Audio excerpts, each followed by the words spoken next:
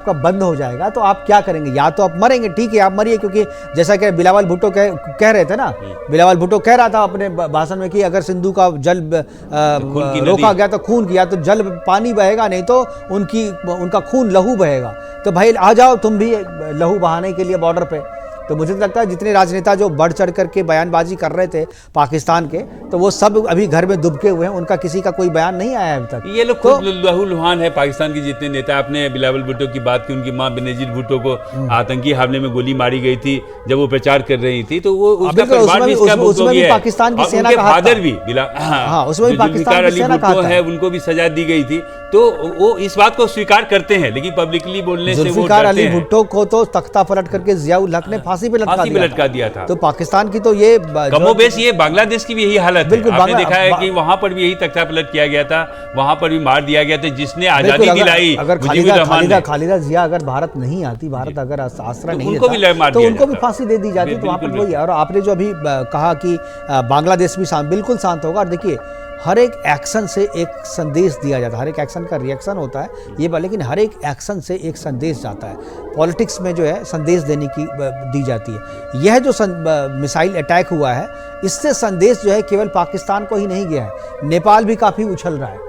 नेपाल की एक बात बताएंगे कि कभी अभी आज ही मैं रात में पढ़ रहा था, 11 वहां के पाकिस्तानी आर्मी जो एक दल है वो नेपाल आया था, एयरफोर्स को लेकर, वो सारे एयरफोर्स के हैं, और उस बात को लेकर वहां के जो सांसद हैं काफी मांग रखा है ऐसा कैसे हुआ, जबकि भारत पाकिस्तान के बीच में ये बिल्कुल अमरेश कुमार सिंह जो है वो इंडिपेंडेंट वहां के सांसद हैं। उन्होंने नेपाल के संसद में इस बात को उठाया कि कैसे वहां पर, उन्होंने तो पूरा डिटेल दिया है कि किस एयरलाइंस से वो पाकिस्तान के यहाँ पे आए हैं। हालांकि जो नेपाल की सरकार ने इसे छुपाया नहीं, इसे इंडोर्स किया है, और उन्होंने कहा है कि हाँ वो आए हैं, और अब पाकिस्तान के नेपाल की आर्मी के साथ जो है उनका युद्धाभ्यास चल रहा है। और वो अंसारी करके एक पाकिस्तान के एयरफोर्स का एक बड़ा अधिकारी है, वो वहाँ पर पहुँचा अपने 11 बड़े वरिष्ठ अधिकारियों के साथ, और वो भारत को नेपाल की तरफ से घेरने की, या एक तरह से कहें, देखिए क्या है ना, माहौल बनाने की कोशिश की जाती है। पाकिस्तान को पता है कि उनके पास कुछ नहीं है, वो पाकिस्तान बांग्लादेश की तरफ से, उत्तर में नेपाल की तरफ से,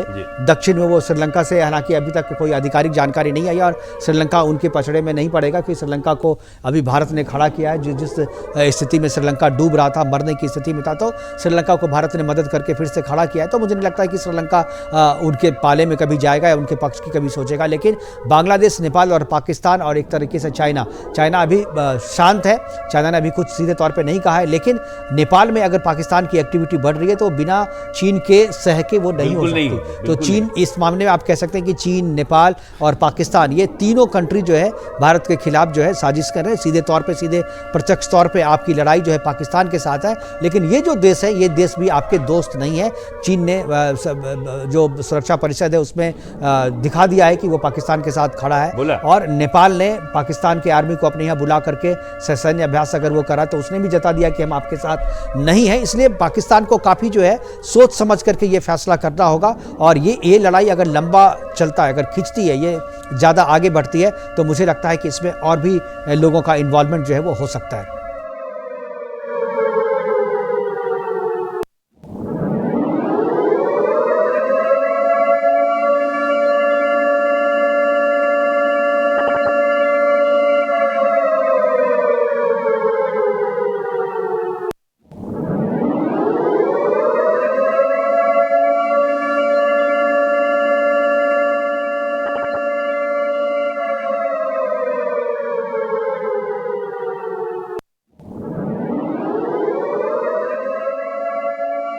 सुनने वो आवाज है जो सुकून देने वाला है। ये सायरन इससे पहले जब हम सुनते थे तो किसी आपातकाल की स्थिति के बारे में सोचते थे, लेकिन आज जब ये सायरन हमारे कानों में गूंज रही है और भारत के किसी नागरिक के कानों में गूंज रही है, तो ये बात जो है सुकून देने वाली है, क्योंकि ये जो सायरन है वो पाकिस्तान के लिए एक संकेत है, पाकिस्तान के लिए जो है एक सावधान करने वाली बात है, और पाकिस्तान को सजा देने वाला ये सायरन है।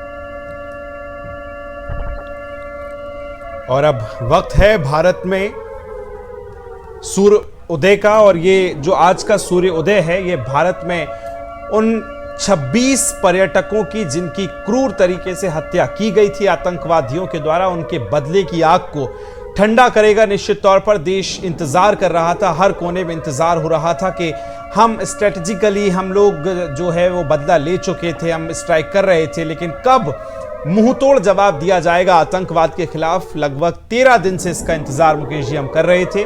आज की रात बहुत बड़ी होने वाली है पाकिस्तान के लिए, क्योंकि वहां मुझे लगता है कि उजाला नहीं होगा, क्योंकि वहां बड़ा अंधकार है। जिस बीज को सालों से पाकिस्तान बोता आया है, आज उसका वृक्ष जो है भारत ने काट दिया है, जड़ से उखाड़ दिया है, क्योंकि जितने भी बड़े आतंकी ठिकाने थे सभी को नेस्तनाबूद किया। मिसाइल्स बड़ी बड़ी गिराई गई हैं और हाफिज सईद जो 26/11 से लेकर बड़े आतंकी गतिविधियों में संदिग्ध रहता था, उसके 6 ठिकानों पर 6 बड़ी मिसाइलें गिराई गई हैं और संभवतः कि इन्हीं किसी में से एक में वो मौजूद था। यानी कि वो खबर भी अब निकल कर आएगी, उसकी पुष्टि होगी कि हाफिज सईद जो है अब नहीं बचा है, सईद शहीद हो जाएगा। बल्कि मैं कहूंगा कि शहीद तो नहीं कहेंगे हम, बिल्कुल, क्योंकि मिट्टी में बुरी मौत, हाँ, मिट्टी में मिल जाएगा, मिट्टी में मिल जाएगा। मिट्टी में मिलाने की मुहिम जो है वो हमारी सफल होगी। और अगर वो मिट्टी में मिलता है तो मुझे लगता है कि ऑपरेशन सिंदूर जो है वो पूरा भी होगा, क्योंकि ये पूरा जो पहलगाम का हमला जो है उसे डिजाइन करने में पाकिस्तान की सेना के साथ हाफिज सईद का भी पूरा हाथ था। और अगर उसके ठिकानों के साथ उसे भी मिट्टी में मिला दिया जाता है तो मुझे लगता है कि ऑपरेशन सिंदूर की ये बहुत बड़ी कामयाबी होगी। बिल्कुल, बेशक। और ये दो तस्वीर, एक तरफ स्ट्राइक जो की गई आज सैन्य शक्ति के द्वारा, दूसरी तरफ स्ट्रेटेजिकली स्ट्राइक की गई, यानी पानी रोका गया। वो समझौते जो 65, 71, 91, कारगिल 26/11 जैसे युद्ध में नहीं लिए गए, ऐसे महत्वपूर्ण फैसले जो हैं इस बार भारत सरकार ने लिए हैं। और सभी मोर्चों पर आज हमने देखा कि एक सर्वदलीय बैठक हुई, तमाम सियासत से ऊपर उठकर इस मुद्दे पर देश एक नजर आया और उसी का इंतजार, इस पल का इंतजार हर कोई कर रहा था कि कब जो है भारत इस तरह से कड़ा एक्शन लेगा। और वही एक्शन आज की रात देखने को भी मिला है। ये बहुत बड़ी खबर आज के लिहाज से है। 22 अप्रैल को जो आतंकवादी हमला हुआ, 26 हमारे पर्यटक जो पहलगाम वैसरन घाटी में घूमने गए थे, उनकी जो मौत हुई थी, आज उसका बदला पूरा हुआ है। और जो ऑपरेशन सिंदूर चलाया गया वो भी अब अपने अंतिम पड़ाव की तरफ बढ़ चुका है, क्योंकि आर्मी ने खुद इसका ऑफिशियल स्टेटमेंट दे दिया है कि हमने जो 9 ठिकानों को चिन्हित किया गया था वहां सफलतापूर्वक हमारे जो जेट्स हैं वो पहुंचे, फाइटर जेट्स पहुंचे और सफलतापूर्वक हमारे बेस कैंप तक, यानी श्रीनगर बेस कैंप जो है, पीओके के पास जो बेस कैंप थे, वहां तक सुरक्षित वापस लौटे हैं और सफलतापूर्वक अंजाम देकर वापस लौटे हैं। तो ये बड़ी सफलता भी है ऑपरेशन सिंदूर की, जो इस वक्त हमें नजर आ रही है।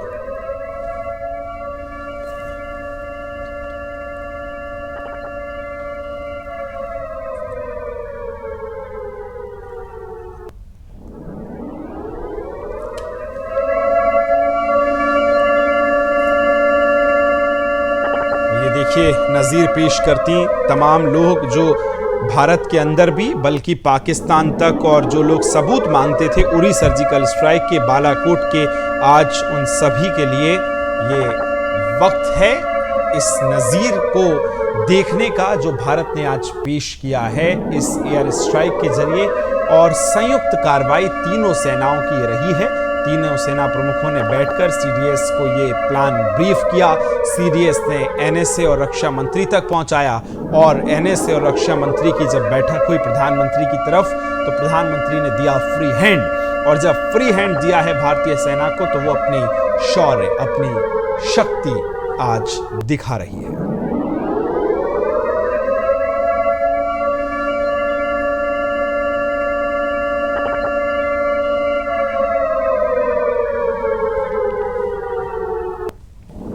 भारतीय शेरों का प्रहार, पाकिस्तान की हार, ये बड़ी मेगा कवरेज हम भी लगातार आपको दिखा रहे हैं। ठीक उसी वक्त से जब 1:25 पर पहली एयर स्ट्राइक भारत की तरफ से की गई थी और भारत की तरफ से आर्मी ने इसका ऑफिशियल स्टेटमेंट भी जारी किया था और उसी स्टेटमेंट में यह बताया गया था कि इस ऑपरेशन का नाम हमने ऑपरेशन सिंदूर रखा है।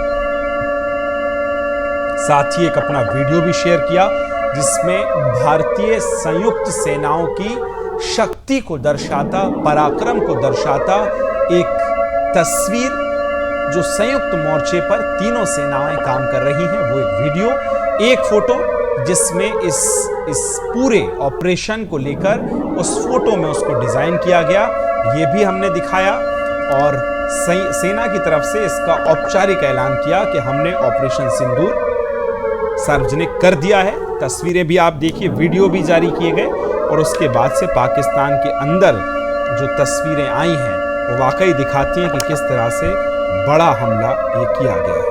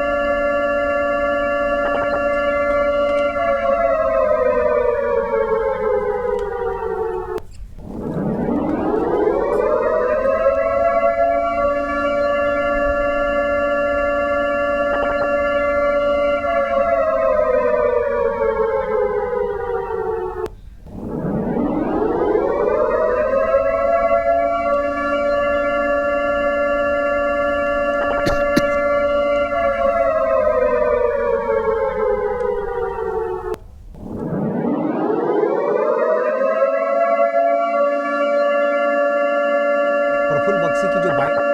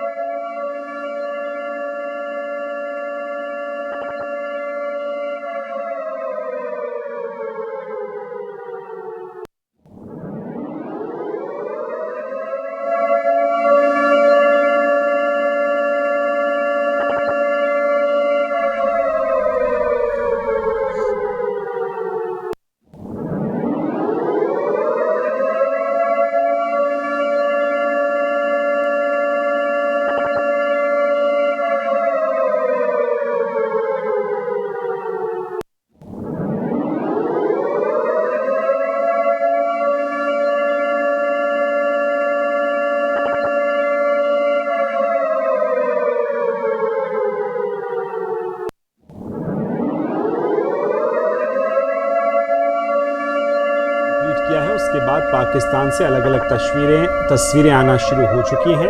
ऑपरेशन सिंदूर, भारत ने पाकिस्तान पर एयर स्ट्राइक किए। उसके बाद जो वहाँ मस्जिदों पर जो मस्जिद थी हाफिज सईद की जहाँ वो रहता था, उस मस्जिद को भी नेस्तनाबूद कर दिया है। उसके 2 ऐसे ट्रेनिंग सेंटर जिसमें अपने घर के पीछे उसने बनाए थे उनको नेस्तनाबूद कर दिया है। वो भी अब वहाँ की तस्वीरें निकल कर सामने आ गई हैं। पहलगाम हमले के 15 दिन के बाद पाकिस्तान और पाकिस्तान अधिकृत कश्मीर यानी पाक ऑक्यूपाइड कश्मीर के 9 आतंकी ठिकानों पर भारत ने आज एयर स्ट्राइक की। ये हमले बुधवार रात 1:30 बजे ऑपरेशन सिंदूर के तहत चलाए गए, जो कि बहावलपुर, मुरीद के बाग कोटली और मुजफ्फराबाद में इनको संचालित किया गया। अब आपको ये बताएं कि ये वही ठिकाने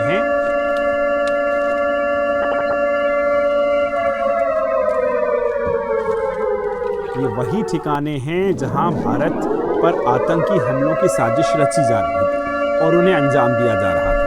पाकिस्तान की अब जो स्थानीय रिपोर्ट्स हैं उनकी माने तो ये आतंकी हमले 3 अलग अलग वहाँ बयान इस समय चल रहे हैं, तीनों में अपना विरोधाभास नजर आ रहा है। और इससे ये भी दर्शाया जाता है कि किस तरह से वहाँ ना तो कोई उनकी प्लानिंग है, अब जो बैठक बुलाई गई है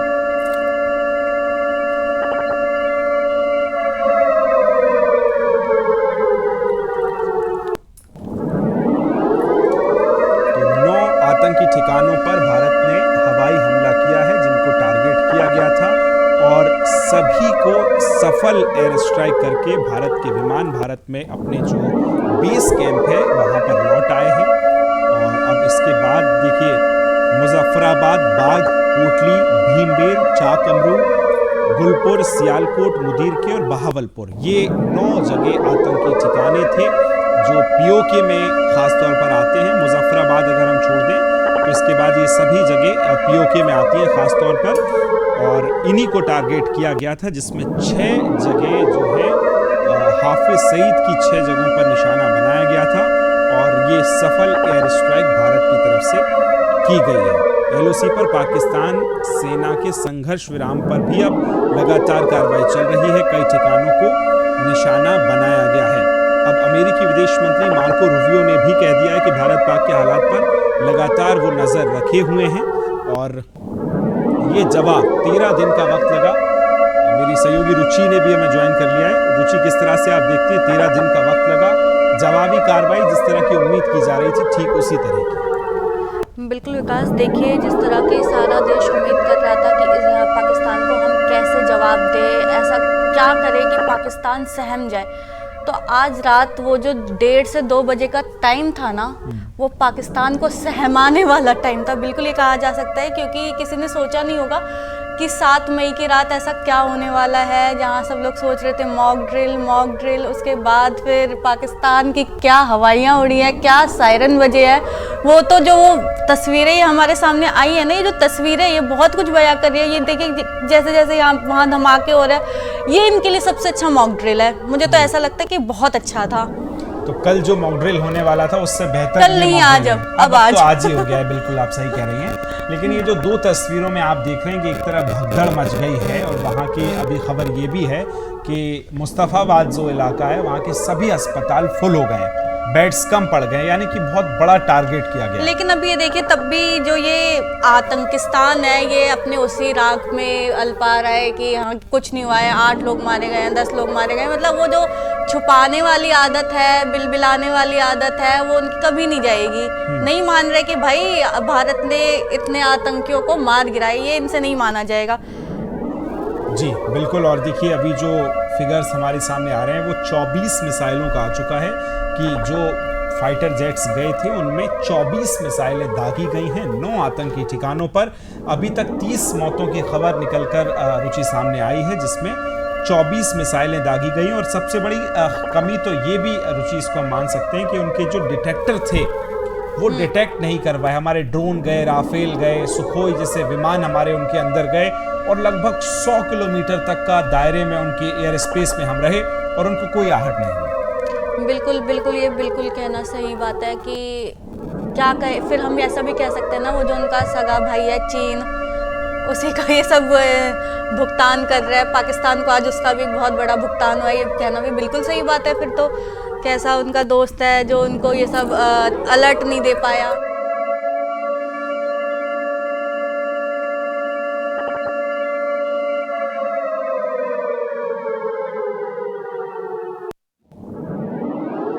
कराए, इसलिए कहते हैं कि चाइना के सामान पे ज्यादा भरोसा जो है वो नहीं करना चाहिए। अब लिहाजा लेकिन एक खबर ये भी निकल कर सामने आ रही है विकास कि जो ये आंकड़ा है ये 200-300 के करीब जा सकता है आतंकियों के मारे जाने का। ये जो पूरा आंकड़ा है ये करीब 300 के तक जा सकता है। ये भी एक निकल कर बात सामने आ रही है अभी। बिल्कुल, देखिए 200 तो क्रॉस हो ही गया है, और अब जैसे जैसे दिन चढ़ेगा, लेकिन आज का सूरज जो सूर्य उदय जो होगा वो पाकिस्तान के लिए बहुत अंधेरी रात लेकर ही आएगा। जो आज की रात है वो आज खत्म नहीं होगी।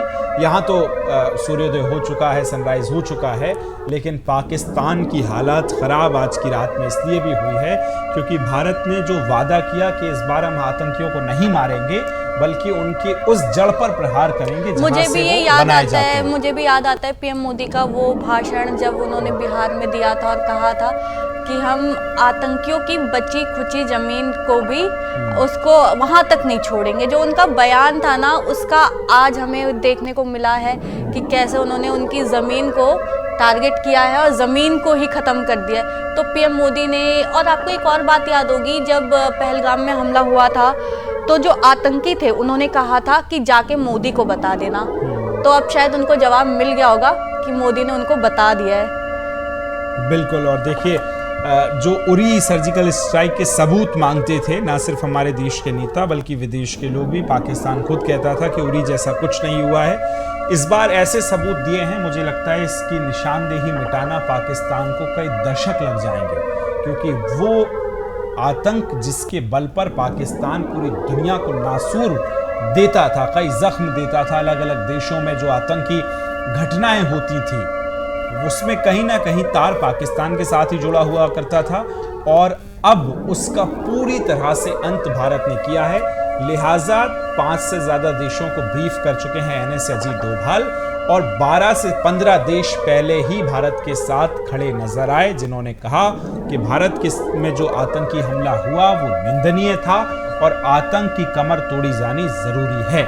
और एक बहुत प्लानिंग के साथ, रुचि आप ये भी देखिए कि 1:25 पर पहली स्ट्राइक होती है और 1:28 पर भारतीय सेना की तरफ से ऑफिशियल ट्वीट आ जाता है कि इस ऑपरेशन को हमने सिंदूर नाम दिया है।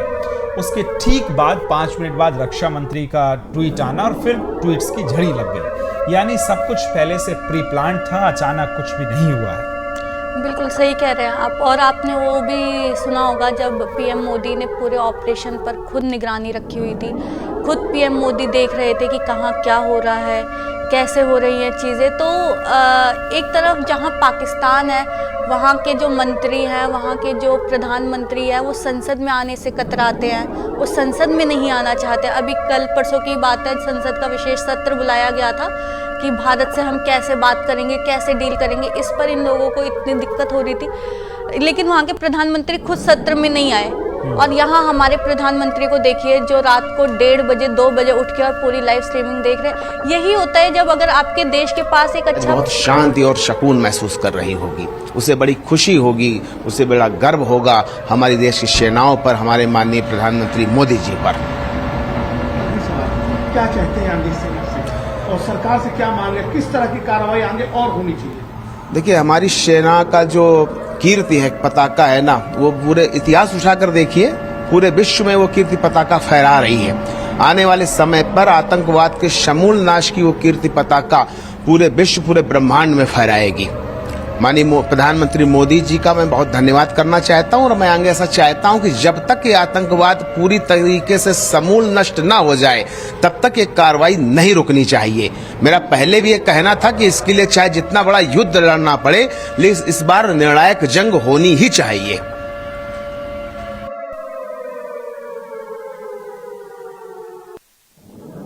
जो पीड़ित हैं इस परिवार के, उसके